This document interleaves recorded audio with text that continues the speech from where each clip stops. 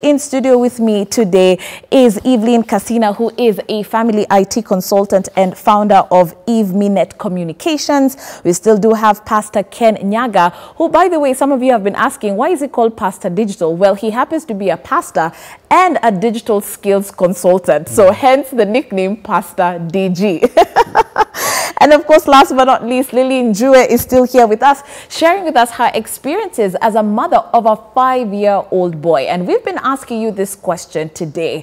What are your biggest fears in regards to your child and technology? When you actually think about your child holding that device, what really does come to mind? Of course, our numbers at the bottom of your screen. And if you do prefer to get in touch with us through our social media platforms, we are at K24 TV. Evelyn, I rudely interrupted you before we went on a commercial break. You wanted to add on to Pastor Digital's point about you have no choice today as a parent. Like you just have to be willing to understand the kind of apps, games, you name it, that are actually being developed today.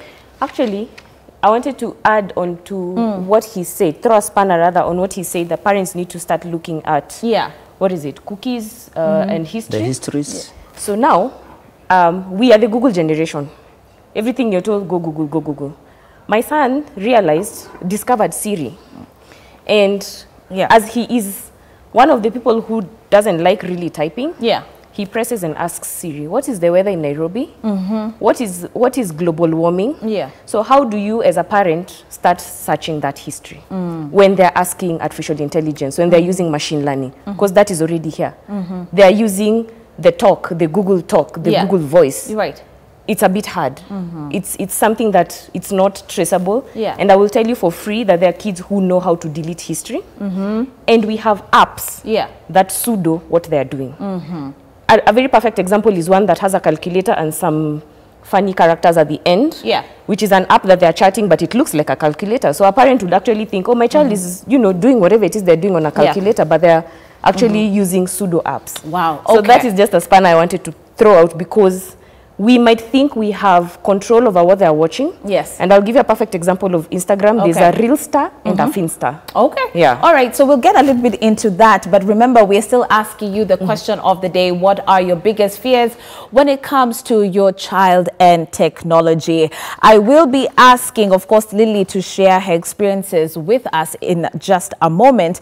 But speaking about this article that we did come across by one Caroline Njuge from the Daily Nation, who actually tells us a story about one lady known as Phyllis Kiama, whose daughter is just 13 years old, totally, if I can use the word, addicted to the gadgets or the devices at home, and just refuses to go out to play. But now listen to this next part about this article. She goes on to say that Kiama decided to go through her daughter's profile only to find that an adult man had contacted her, writing, "It's good to connect with you."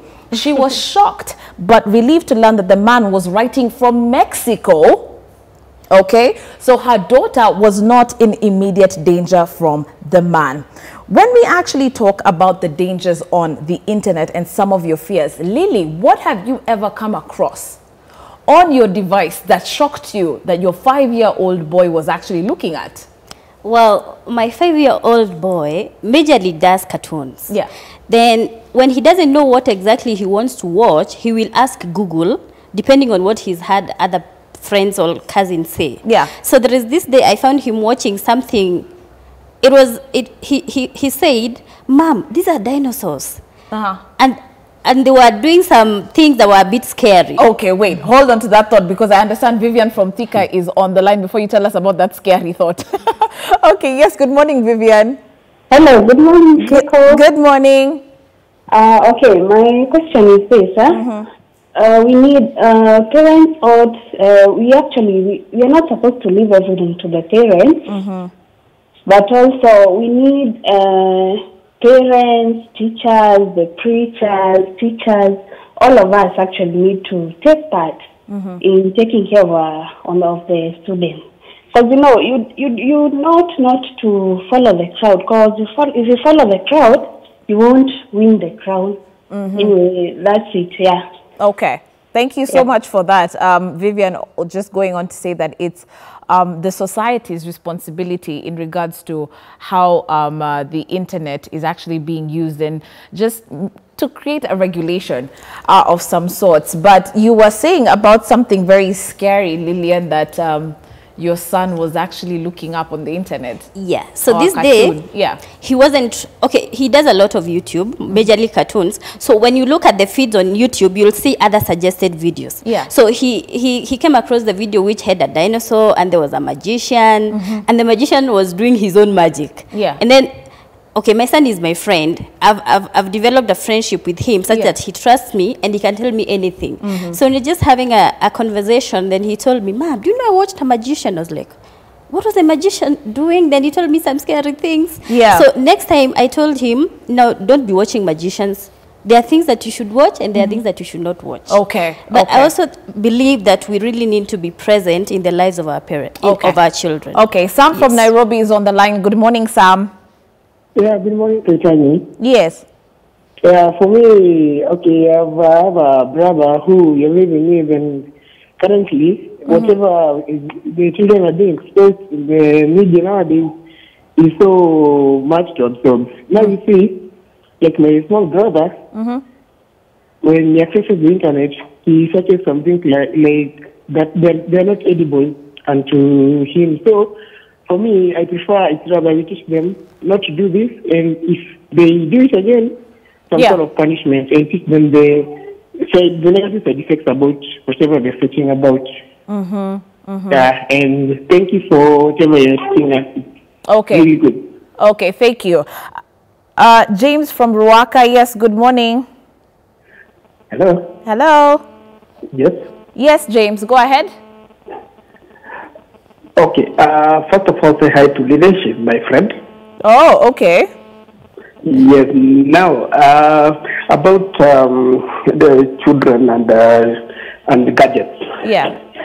I have an advantage of being a technician, an IT technician, and also a parent. So what I would maybe advise parents is that there are firewalls. Yeah. Such that you can restrict what your children are watching. Okay. We have firewalls where you can go and restrict. I want them, they can reach this site, they can go to this site. Okay, thank you so much for that, James. Pastor Digital, just let me sum up some of the comments here because this is what I really wanted to bring you up on in regards to what we can do or how we can actually regulate. James has just talked about you can actually put up firewalls. Some parents are like, fire what? Fire who? Who are we firing? You get? Yes. You happen to say that during the break that even sometimes there's nothing much you can do because there are pop-ups that come when your children are online. So what's the deal? Well, I appreciate what my colleague has said here, but I don't know how many parents are that tech to... Although kids are that tech to use the voice what? Yeah, the voice option, yes. I think the best way to regulate is to restrict the Wi-Fi, or maybe something like the bundles. Yeah. Because now these kids even know the Play Store. You know, they know where to get to download the apps and all that. And sometimes in the process of uploading some apps, especially when they just begin, there are some funny videos that can come, and you know, you can't say that internet has a certain level of discipline. Yeah. Anything can come up, and the internet is not aware who is watching at that time. Right. And that one might actually expose the kids to a lot of curiosity. And maybe back a bit on the addiction issue. There are things you can watch, observe, and know whether your kid is addicted. Right. For instance, if the kid doesn't have the good track time when he's online, then you know that there is an addiction in that kid. It could be maybe the hours that are supposed to be sacrificed for sleep, the kid is still on, still online. On a tablet or something, Something is wrong with that kid. It can also be when you snatch the digital gadget, the kid becomes very furious, very emotional. Angry, very emotional, you know? Or when you say that today there is no access. Yes. You see, there is that kind of a big drive. There is also, the kid goes an extra mile. If the phone doesn't, or the tablet doesn't have batteries, or the Wi-Fi is off, he actually makes his own innovation to see, how can I get what? Yes. Wi-Fi. Right. And all that. Maybe if you switch the kid to something else, the kid always wants to say, but mom, can I first of all do this, then I do this. Yeah. That kid, we are already losing him now, and we are now beginning to get into addiction. Okay, but even in the case for the two of you who really are consultants, and the two of you actually believe the internet is a beautiful thing because it does so much, especially even for you in your workshops. I've watched you speak, and you speak about how there's so much you can do, so much you can learn. So is the issue about how we are making them use the internet as opposed to just, you know, leaving them to their own devices, literally? I'll say this. There is one of my colleagues called Winnie, who works also with us, and she coaches kids on coding. Yeah. And I want to congratulate the parents who have taken an extra step to take their kids to go and deliberately learn something about this technology. Yeah. It is going to save them so much in future. Now, the parents need to be very responsible. Get around some people like my colleague here who can coach them, and others. And also you media people, I think you should come up with some of these forums many times that will make the parents to understand the benefits of having this skill with them, and because we could be blocking very talented kids who could be the Bill Gates of tomorrow, the Mark Zuckerbergs of tomorrow. Yes, and that is now the good side of the internet that we're talking about. Begins very early. Okay. And the talent is dynamic depending with the kind of environment that this kid was exposed at that time. Okay. With the generation 1.0, we could not think about a website. Yes. These kids, a website is not a deal. It's not a deal, They're thinking about something else. I know. Just give them time. Wow. Evelyn, even in the case, for example, when it comes to the Consolata boy, this is clearly misuse. Yes. Of the resources that they have. Yes. And overexposure. But I will want to say, even when parents are having conversations with their children at home, do they know what is the appropriate age for kids to be on certain social media sites? Because I will say a child who is not 16 should not be on WhatsApp, because that is the legal age, 16. Instagram, this boy is not 13. He's already on Instagram. And the parent might say, okay, but I follow my child on Instagram, but then they have a Finsta. A Finsta is a fake Instagram account. They knew you're following them on a real star. A real Instagram account. I didn't even know that. Okay. There are those conversations that we definitely need to have. Okay, I understand we've got someone from Moranga. Pius, if I'm not wrong, is on the line. Good morning, Pius. Are you still there? Yes, good morning. K24. Yes, Karibu. Yes, Karibu sana. I'm Pius from Moranga. Yes. For me, I can say that before I last mentioned the enemy, I can say that parents have played the role. Okay. Hello? Yes, hello. We can't really get you. Your line isn't too clear, but go ahead. Let's see if we can hear what you're saying. Okay. All right. Peter, good morning. Morning to you. Yes. Question or comment? I am calling to contribute on the topic that is ongoing on your screen. Yeah. And hello. Hello. What this morning? Now it is very difficult to control. Yes.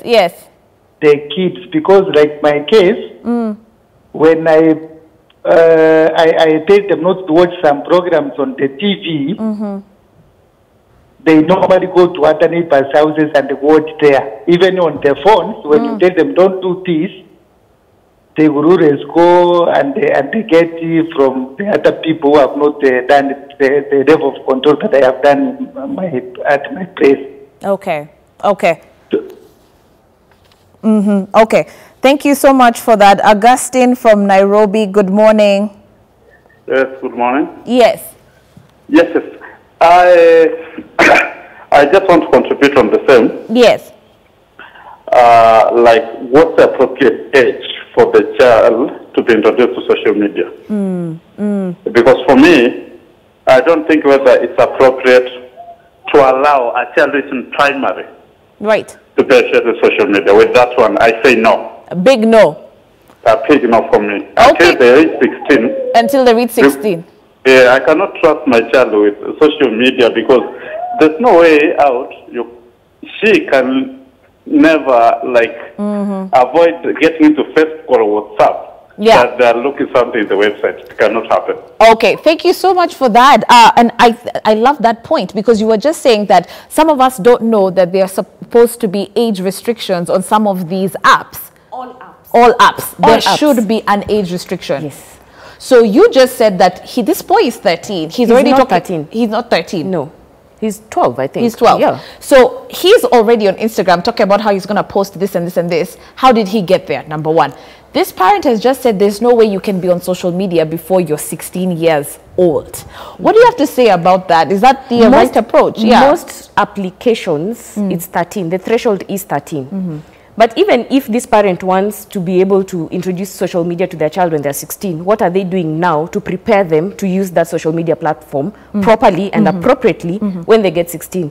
Because does it mean the fact that you're 16, then here you can have it? Yeah. Because it will still be the same issue of this boy posting things that they feel are appropriate to them and they're not. And you see, the conversation we need to start having with our children is, you're already creating a digital footprint for yourself. Right. Which will either make you or break you when you grow up. I keep telling them right now, I don't read CVs. I stopped reading CVs a long time ago. Right. What I'll do, I'll take your digital footprint. I do just a scan and it will tell me what you are, who you are. Right. That will determine whether I hire you or not. Already this child is creating such a bad kind of footprint for himself. Because the internet doesn't forget. The internet doesn't forget. Right. But that is also the thing that we also have to have as parents, is to understand what are the age restrictions. Yeah. What do we need to do to help them when they get onto that platform to use it better? Okay. Yeah. Okay. Lily, because now we only have literally 5 minutes to go. Lily, what do you have to tell parents who are watching, who simply pacify their children by giving them a tablet or a phone or whatever? You're at the hospital, you're in the waiting line, mtoto akona simu. You're in church so that they can stop crying, unampatia simu. You know, they're in the car, they are bored. Instead of switching on the radio or whatever, let's sing a song that you learned today in class. Unampatia tablet. You know, what do you have to say? I think parenting is a full-time role. Yeah. And we don't really have to be so much on social media. Okay, we have pros and cons of social media, but I think the main reason why these kids will go to social media is basically for entertainment purposes. Okay. So basically there is more they can be entertained from other than social media, and we should look at the positive side of it. Yeah. We can even, most of the children in these formative ages obviously want games, they want entertainment, so we can even have something like a PlayStation. Okay. A PlayStation, you have computer games where the kid can play, and that will challenge them even to think more. You can play with cars. Yes. Do something constructive, not really going for the negative, which is the constructive. I like that. Okay. Evelyn, I want you to prepare on the solution for parents and how we can begin to practice digital citizenship in our home, good digital citizenship. So as you prepare that, Mbuvi is actually on the other side taking a look at your feedback concerning, of course, today's discussion. Mbuvi, you've got two girls, man. This is a tough decision for you. What should they be looking at? Look at this girl who's actually communicating with an older man in Mexico. Yeah. Wow, scary stuff. What I will do with my kids is the same thing my parents do with me. What? Spare the rod and spoil the child. Mimi, slippers, ufagio, na belt. Are you honestly going to beat your daughter every time she gets a guy on her social media? Watashanga. Mimi sitaki mchezo. Sitaki mchezo.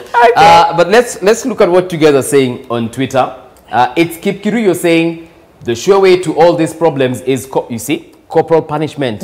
Si tulikanyagwa na our mothers, and here we are today, upright men and women. I totally agree with you, Mr. Kirui. Nasima Elias, you're saying addiction, especially to online obscenity. I know all these things that we keep on seeing and we enjoy them, man, very addictive. Omonto, you're saying parents should take charge and stop the talking narrative. Corporal punishment is the way. Omonto, you understand, eh? Pia uligro your era. Else Mambea, you're saying, na hata sahi yuko na account tayari na huweka maua tu, sio picha zake. We, all right. Clearly talking about that kid.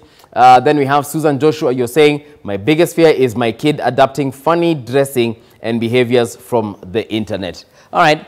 totally agree with him on that particular situation. So if your child is going through the cafes, Shiko, I hope you guys have solutions. We really do, and that's what we actually want to throw to Eve very, very quickly. So what can we do to begin this conversation in our household? Number one, for parents, model the behavior that you want to see in your children. If you're always on your phone, don't expect anything less from your children. Number one. Number two, look for ways that they can harness that potential. As he said, kids at the age of 7 are coding. They're doing amazing stuff. What we need to do is start having age-appropriate content skewered to them and have contracts. This is the one thing I'll tell parents. And please look for me, I will give you contracts. By the time you're giving your child this gadget, it has to come with responsibility and consequences. The reason why they will leave your house, go to the neighbors to watch what you've not said they watch, is because you've not told them why you took their gadget. Explain. Consequences. Have a discussion. Let them be part of that process. Let's sit. We will have a contract done for you. Then I can advise you on what age appropriate time you can give your children. Because as early as a child is 4, 2, 3, 1, they already have a screen in front of them. The addiction starts from there. So of course, for more information, they should definitely get in touch with you. And Communications Authority. Communications Authority. Please have ISPs put firewalls for us. We don't know what sites to block. We do not have that time. Some of us are not that tech savvy. So any person who is putting internet at home, there are certain things that must be put from that level because it's policy. That will really help very many parents. All right, Pastor Digital, in terms of training parents, what do you have to say for those who are watching who say, you know what, I really also want to understand what this internet is all about, the benefits for them and the beauty about this internet?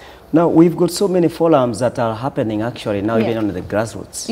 And churches are advertising these things in schools that come, there is this seminar, come and understand about technology. Let parents invest their time. Let them get to understand these things so that they know the best way to nurture their children. And like she has saying that they really need to address the problem in the right way. Let them make their children feel that they care for them. And let them have some skills so that at least they don't become enemies with the kids. Okay, I love it. Thank you so much for that. I can see there's a book that you're holding. Let me hold this up real quick. I like this. She's actually brought this guide to child online protection, and this is by the Communications Authority of Kenya. You can actually pick this up, have a look, just scroll through it so that you can actually understand how to navigate and even protect your child from some of the dangers that they're exposed to online. That is a guide to child online protection. Thank you so much for that. I'll actually look at that. Numbers at the back. Where you can have your children call certain numbers when they're being bullied and there's hate speech and it's a matter of life and death. So this is a very, very good handbook. Fantastic. I like it. Okay, let me go show this to my co-host this morning. Guys, did you see this? Have you ever seen the PDF version of this? It was shared in one of the WhatsApp groups I'm in. And it just takes you through the process of what they're being exposed to, child pornography and all these other things. And more importantly, what you need to do. Because like we were saying, it's very convenient when you say, oh, it's technology, oh, society. But you have to do something about it. And I like what she said, that you know, they look at you. And if you really want to know your behavior, have a child. Because they do exactly what you do. So it really starts with you at the end of the day. It's true. It's true. So it begins with you. Of course, we do know that the Communications Authority can definitely play their part and do more to protect children, but it also starts with you right in your household. We sure hope that you enjoyed our conversation this morning. Na vitu zikienda mrama, usiogope kuchukua your belt and do your best. Or what do you think, Jen? Of course, when you come to discipline, you have to enforce it as far as that's concerned. But they didn't touch on that as well, because as you can see, Mbuvi is a proponent of the belt. I agree. I support him 100%. Kiboko itembe. Belt. Mshipi. You're a pastor. You can't be saying Mshipi yende. In the book, it says spare the road. That says spare the road. In your passy. The Bible says that you discipline the kid.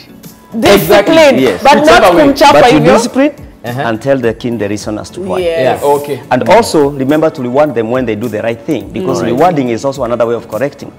So even when they do the right things online. Because they'll know, okay, when I do it right, this is the kind of appreciation that I receive. Right. Absolutely. Sisi tulikuwa tunachapa na unaambiwa nisione hizo machozi. Unalia nini? Unalia nini? Zingine hata unapigwa in advance. Your parent is going for a trip because I know this weekend utaenda kuiba mapera. Wacha nikupige Friday. In advance. We're going to leave it on that particular note and time. Thank you so much for being part of the show. As always, keep that feedback coming in at K24 TV. We'll be back tomorrow bright and early. Of course, immediately after us, it's all about the daily brief. Lots happening. A bit of tension in Kisumu. There was a bit of fracas that happened there. So, of course, we'll be brought up to speed as far as that's concerned. A bit of fracas at the Kisumu Assembly, County Assembly. That and plenty more, of course, as